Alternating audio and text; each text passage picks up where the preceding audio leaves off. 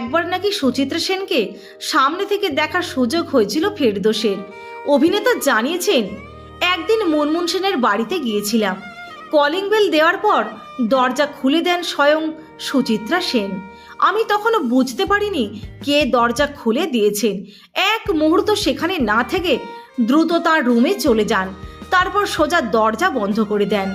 আমি দরজার কাছে গিয়ে অনেকটা সময় দাঁড়িয়েছিলাম যদি তার কণ্ঠ শুনতে পাই, কিন্তু পাইনি। অভিনেতার কথায় সেই সময় তার মনে যে অনুভূতি হয়েছিল তা ভাষায় প্রকাশ করতে পারবেন না। তবে মুনমুন সেনের কাছে বারবার অনুরোধ করা সত্ত্বেও একটি বারের জন্য সুচিত্রা সেনকে সামনে থেকে দেখার সুযোগ হয়নি তার। ফেরদৌস জানিয়েছেন, সুচিত্রা সেন অবশ্য আমার ব্যাপারে জেনেছিলেন মুনমুন সেনের কাছে। আমি বাংলাদেশের মানুষ।